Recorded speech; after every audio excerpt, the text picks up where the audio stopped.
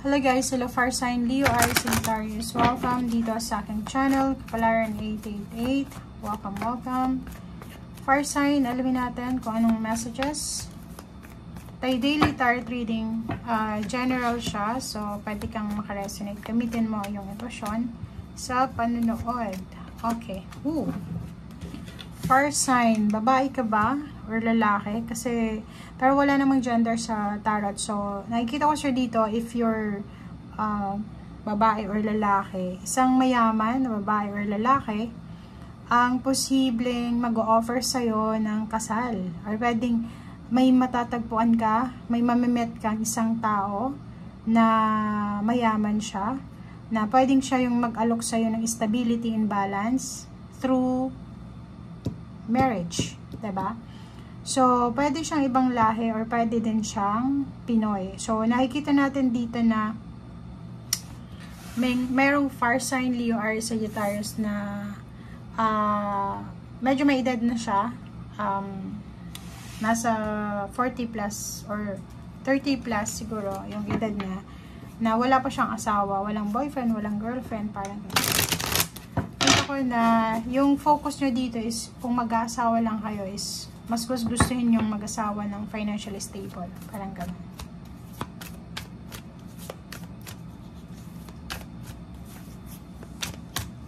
Okay. Fire Sign. Page of Swords. Nako. Mayroong Page of Swords dito. Mag-iingat ka sa araw na ito dahil if ikaw yan na Fire Sign, posibleng yung mag-offer sa'yo ng kasal is mayaman siya pero medyo may edad na siya. Pwedeng senior citizen siya, or dating divorce, dating may asawa, or pwedeng ano siya, hindi mo pa masyadong kilala.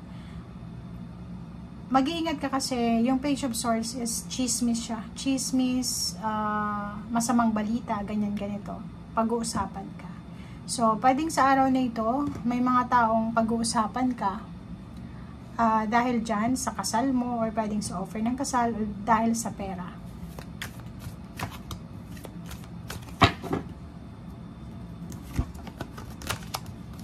Okay.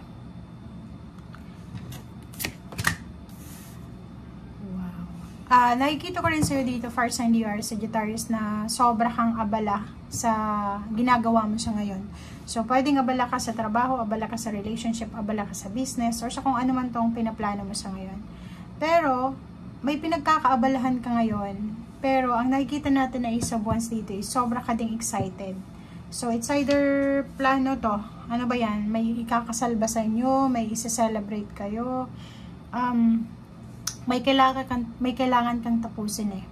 Parang nakikita natin dito na nagmamadali kayo na matapos itong obligations nyo, itong duties and responsibilities kasi excited ka sa kasal or excited ka sa celebration or travel or anything. So, yun. So, it's a confirmation dito na may posibleng offer talaga. Diba? So, Knight of Wands is relationship or pwedeng work or pwedeng ano to yung ano man tawag dyan, pagsisimula. New beginning. So, nakikita ko sa'yo dito, ang dami-daming possibilities and opportunities na makapagsimula ka ng bagong buhay, na excited ka. Yung iba sa inyo money, yung iba trabaho, yung iba relationship. Pakicomment sa comment section if you resonated dito. Kasi itong Knight of Wands is parang offer siya. So, pwedeng may nag-o-offer sa'yo ng work, mataas na sweldo, pwedeng may nag-o-offer sa'yo ng trabaho, or pwedeng may nag-o-offer sa'yo ng relationship, freebies, parang ganun. So, excited ka sa kung anumang information, anumang offer na to na matatanggap mo sa ngayon. O, diba? Kaso lang, mag-iingat ka kasi hindi lahat okay lang kung ganito yung energy, pero lumabas siya. Yung ino-offer sa'yo, kailangan mong pag-aralang mabuti. Kailangan mong pag-aralang mabuti kasi pwedeng may hidden agenda to eh. 'Di ba? Parang may hidden agenda or pwedeng meron silang ibang gusto. Parang ganun. Parang may ibang gusto or may iba silang gustong mangyari. So, mag-iingat ka sa pagtanggap dito sa offer na to.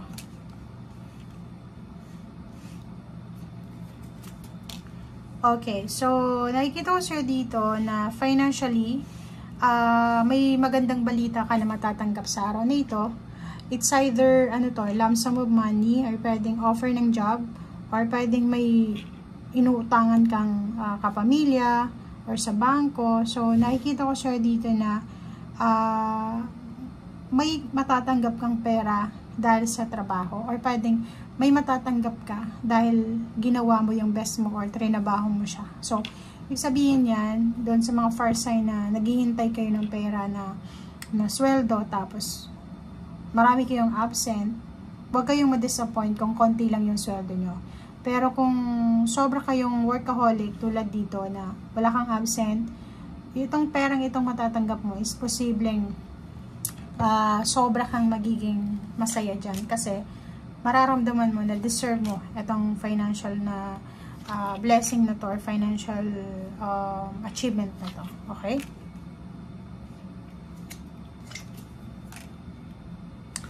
Okay. So, nakikita ko share dito na may King and Queen of Wands. May posibleng nag-o-offer sa inyo dito ng work sa ibang bansa or pwedeng relationship. Marami siyang offer. So, pwedeng maraming naliligaw sa'yo or maraming gustong mag-offer sa'yo ng pera or new beginning sa financial.